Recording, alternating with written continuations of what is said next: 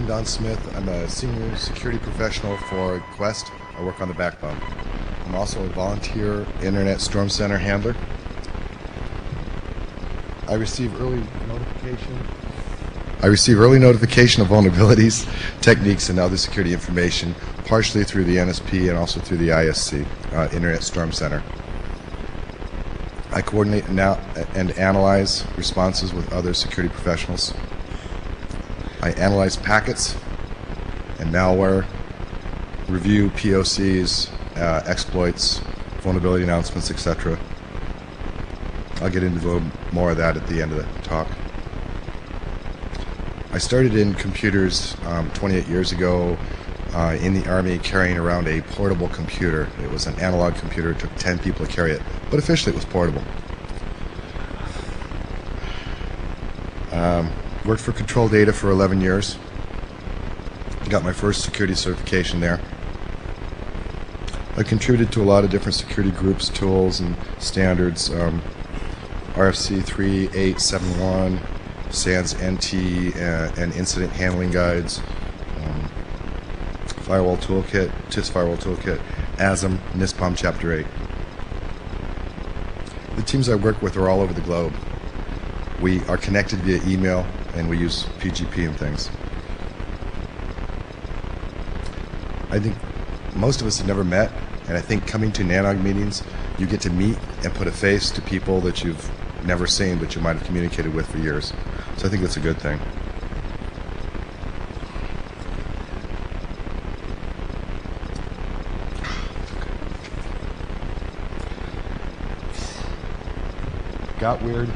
Got weird UDP fragments. The NSP Security and the ISC handlers list were getting a lot of reports on some weird UDP fragments. It first occurred in October for a couple of days, then it died down. No one really solved the riddle of what these packets were, where they were coming from, or why they were coming. So when it came out again, we sent out a notice on the handler's diary requesting packets from people all over the world. And we also sent a note to the NSP list saying, watch for this traffic to see if you can figure out what's going on, what it is, what's happening.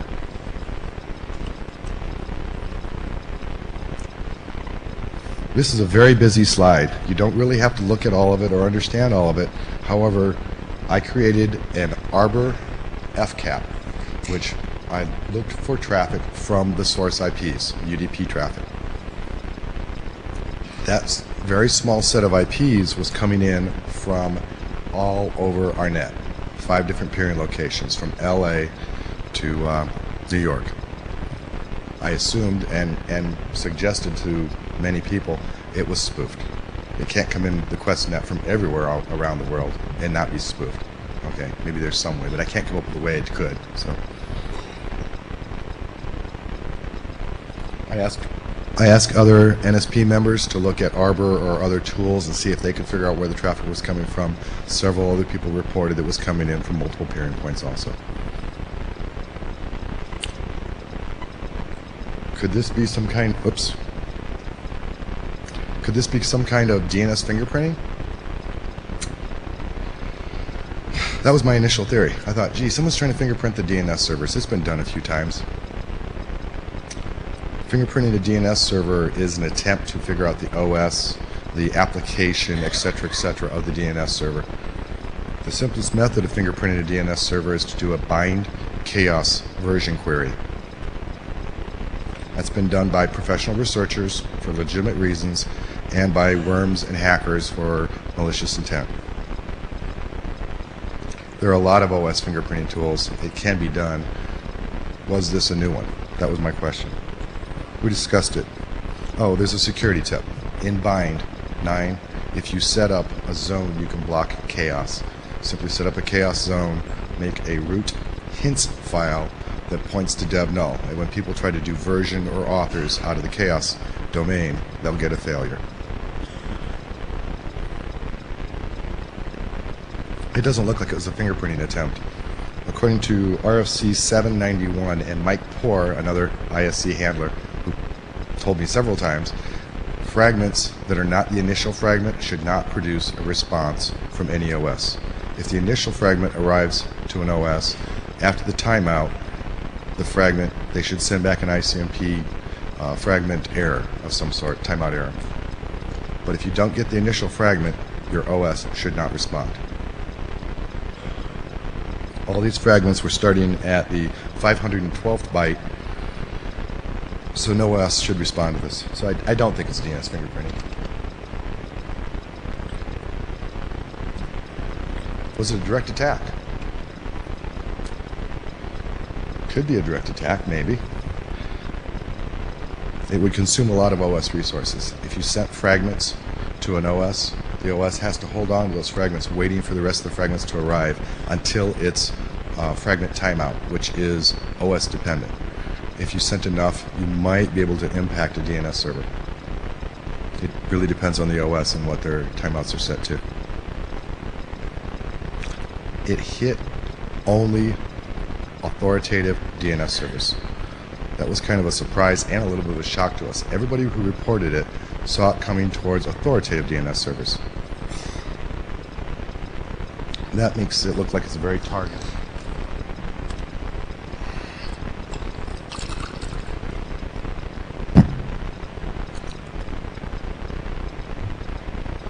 That implies prior recon, but many of the sites reporting it said there was no prior recon. Okay, so this is DNS. If you want to find authoritative servers, you don't have to go to the site or to the server to get it.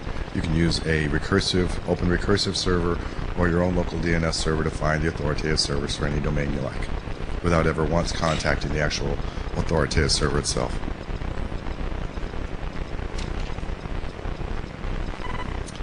We've come up with sort of an explanation. That's why it says explained with quotation marks around it. George Bakos, another ISC handler, Internet Storm Center handler, reconstructed the packet. He took the fragment piece off, put a new Ethernet header on there using a tool called NetDude, and analyzed it, and it was requests for dot.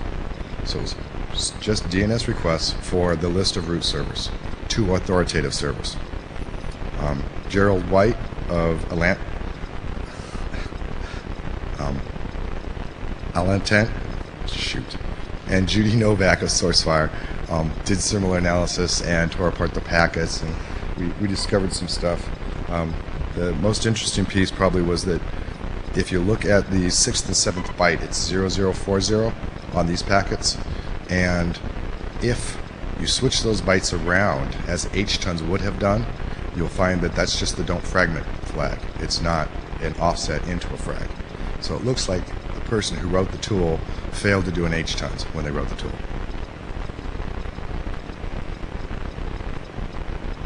A system that was sending the traffic is discovered. Someone found one.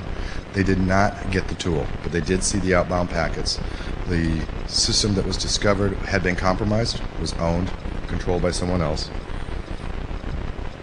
We still haven't seen the tool, so if anybody gets the tool, I really want to see it. I'd really like to see the source code to it, because I'm pretty sure someone forgot to do an H-tons. But if you get a copy of the tool, we'd like to play with it. Further on that explanation, 83.102.166.0 was seen as the source of these packets. It's believed that that might have been a reflective attack. I took and Googled a set of the IPs that were being used in that range, and several of them were shown up in hacker IRC logs. It's possible that someone in that range upset another hacker who then fired off a tool to try to take out their network. That's what it looks like. By spoofing the source IP address and using authoritative servers, you get a 10-to-1 data amplification. You also get to hide behind authoritative servers. No one's going to block authoritative DNS servers. It just doesn't happen. One, maybe. Not a lot of them. So these guys were hitting a lot of different servers. It's not going to get blocked. This attack would have, if it worked, could have been used for quite a while before we'd be able to shut it down. It's also hiding the actual attacker's IP. There's no way to see that easily. All you're seeing is a spoofed IP, and then it comes from authoritative servers. Because of the H-tons flaw in the tool, I believe this was a handcrafted tool, or a tool that handcrafts the packets and not a LiveNet-based tool. There is a DNS Smurf tool, which is being used in a very similar fashion to bounce attacks off authoritative DNS servers. This is not that tool. It's not even a predecessor to that tool as far as I can tell. All of the ISC handlers and several security professionals on the MSP list were very helpful in this area. We've discussed this. Kyle Hawkins, one of the handlers, and I sent over 100 emails back and forth on this one topic just to try to figure out what was going on. The packets are clearly crafted, but we're still not sure if the packets are spoofed. Kyle and I disagree on this.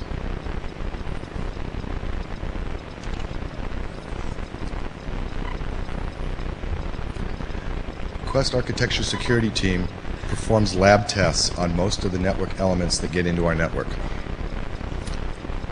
Free, publicly available tools can be used for nearly all of this testing. You don't need the biggest, baddest test box in the world to do this. Testing is fun and interesting. I like testing. In one case, we repeatedly crashed one of the network elements with the 3-year-old Protos SNMP test suite. That's a 3-year-old tool that's out there in the public that all of you could download tonight and start running if you wanted to. Obviously, someone in that network group is not running it. We repeatedly crashed it. We accessed another without a valid login, and then used a local exploit and rebooted the box from a non-privileged account.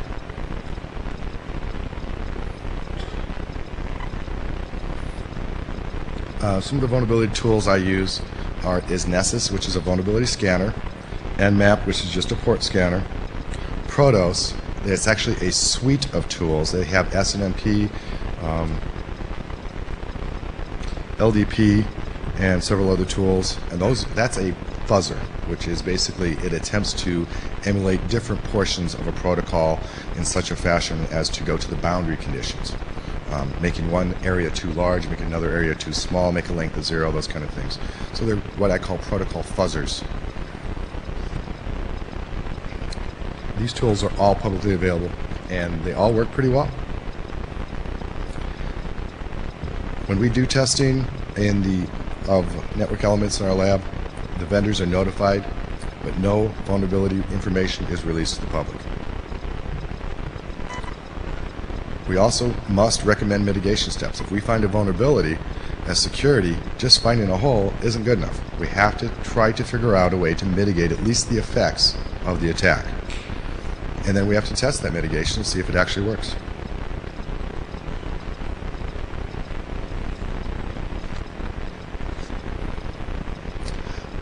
Among other things, I also get escalated attacks. So some attacks are escalated to me directly to assist. If it's an attack against a Qwest router, there's a real good chance I'm going to hear about it. They're going to get me involved, no matter what time it is or day it is, etc., etc. New and unusual attacks. Because I work with SANS, the ISC group, and the NSP group, I get a lot of information about attacks, and new attacks that are done within Qwest space or from Qwest space are often reported to me so I can help to analyze them. Say, oh yeah, well we've seen that one before. That's a DNS Smurf tool, we've seen it. So it's in many cases stuff we've already seen, in some cases it's stuff we've never seen before, and it's interesting. I like packets. But I'm not an expert, not at everything. So I say don't be afraid to ask. If you see something that you've never seen before, ask someone. Don't be afraid. Find someone to ask. Start talking about it. Early notification. I'm often one of the first people at Qwest and even in the SP community to find out about a new vulnerability or exploit. Some of those are because of the tools I write. Some of those are because being connected to the ISC, the NSP list, and things, we get early notifications. Some of those come from certs. Communication is the key. And speaking of key, you're going to have a PGP key signing. I recommend everyone get PGP and get your key signed. You've probably heard it a dozen times or 1,000 times by now, but without PGP, a lot of the communication we do could not be done via email, but it is today because we all have PGP. Do not violate NDAs or confidentiality agreements. If you want to get notified and you get notified and you're the leak and someone finds that out, you'll probably never be notified again. whether it's internal corporate, whether it's external from a friend. Don't violate the confidentialities. Trust is both inherited and earned. You can get an inherited trust from working at Qwest or working at Sprint or UUNet. Someone may tell you something because you work there. So you get an inherited trust. If you violate their confidentiality, you will not have earned that trust and you will not be trusted anymore. Once I receive an announcement of a proof of concept or vulnerability, I review the announcement. I read the certs, etc., and then I notify ISC, the Qwest cert team, the NSP list, and various Qwest engineers as needed. On 1/11/05, I was the handler of the day at SANS, and that's also known as Black Tuesday or Microsoft Super Patch Day. I spent almost the whole day reading first Microsoft sites, then going out to the various cert sites to read about the vulnerabilities, going out to the various other security sites that talked about those vulnerabilities, and compiled literally 40 pages or so of information into 2 pages of a diary that a lot of people used to evaluate whether or not they had an issue with the latest Microsoft patch. And of course, we didn't evaluate whether that patch was going to work on your Windows system, but we did evaluate what the vulnerabilities were.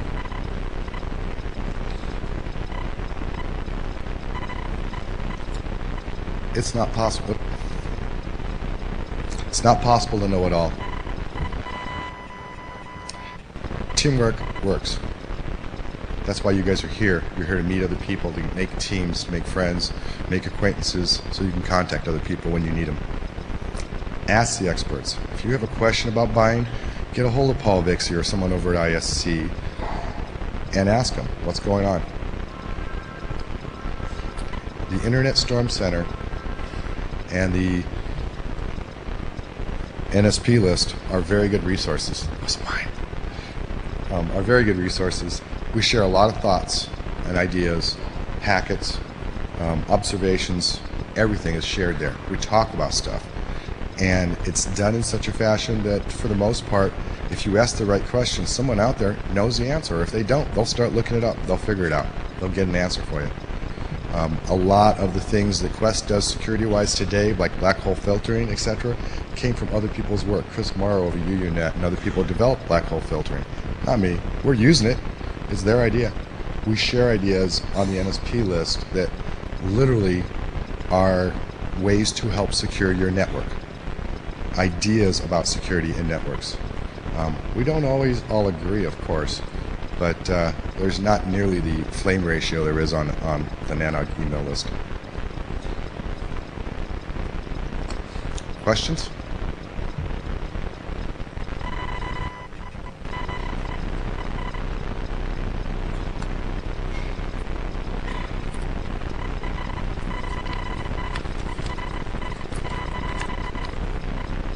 I just wanted to make a slight plug for the NSP BOF tonight. And Don, I'm going to ask you to explain what NSP stands for. The security BOF tonight is one that you'll want to come to if you're interested in what Don has to say and all this stuff. Network service providers. It's just service providers. That's all it is. It is a vetted and closed, trusted list. To get on it, you have to know other people who can vouch for your trustworthiness. Not for who you are, not for what you do. Your job is assumed to be your job, but you must be trustworthy. Some of the announcements we've seen have come out early on the NSP list. Not all of them, but it's not unusual for a vendor to let us know there's a problem on the NSP list before it occurs anywhere else, except via, of course, your specific contracts. Gary Green, Francisco. Don, thanks for doing the talk for one. On the proactive security testing, do you know of any other of your peers out there, service providers, who are doing similar sort of stuff? Yes. In fact, several of the large ISPs have labs similar to my lab, or similar to our labs, because Qwest has several labs, and they do security testing. In one case, during the TCP reset, which is also known as the BGP reset, I produced a tool that I actually shared with other ISPs so they could test to see which of their applications were vulnerable to the TCP reset sequence number guessing tool. And that was actually an old BGP tool that I took and modified to guess sequence numbers correctly. I know that several of them do. I don't know about Tier 2 or Tier 3, but I know many of the Tier 1 providers do have labs. They test code for weeks on end before they put it in their networks. Do you think it would be worthwhile to have an off session on something like that and get different providers who are doing it present to each other? That might be very interesting. I like to learn about what other tools people are using. I mean, I'm based primarily in the public domain, free source tools. I'm a C programmer and I can write some of those things. But it'd be interesting to see what else people are using. There's always tools out there that I haven't looked at. Do you have a website with a list of those tools for those of us who might be interested in performing some of the types of tests you're talking about? I don't have one.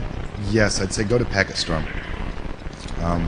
There's several other places you can go. They're one of the most popular ones. They've got a lot of the vulnerability information and stuff out there. Tools are ultimately very easy to find, especially exploit tools. For a talk I gave 2 years ago at university, I had 20 pages from one site of all the exploit tools this one site had. Now, I don't know if they were all legit or anything. I didn't try them all. It was 20 pages of just a list of tools. So, Thank you. You're welcome. Hi, Donald and Virendra. Got a twofold question. The first one is this effort is extended to Asia Pac or EMEA, and secondly, how does this information? I understand this is NSP-centric effort. How does this information trickles down to enterprise and the other maybe smaller organization? I mean, I'm sure we can, folks in that area can make use of this expertise. Kind of be valuable. That was a long question. I'll start with the first one. The NSP list is not US-centric. We have people on there from all over the world. I know that NANOG's name is North American Network Operators Group, but I believe you guys are fairly open. I've seen people here that weren't from the North America, as far as I can tell. And I believe there's people here from Asia, et cetera, et cetera. So it's not a closed list in the nature of, say, the U.S. CERT or Department of Homeland Security or any of those things. It's not a U.S. effort. It's certainly got a lot of U.S. professional people on there, but there's people from all over the world. So that part is not an issue.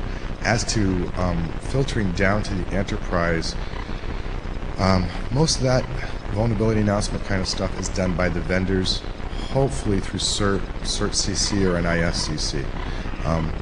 In those cases, if you have a large enough enterprise and you contact the CERT team and you start to work with them, they'll give you, in some cases, the ones that they can, an early vulnerability announcement.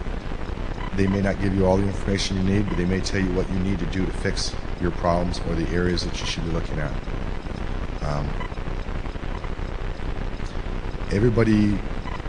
I've heard a lot about how do I get vulnerability announcements, how do I get them early. Honestly, most of the exploits we see today aren't from zero-day vulnerabilities. They're from stuff that's 2 months or 6 months old.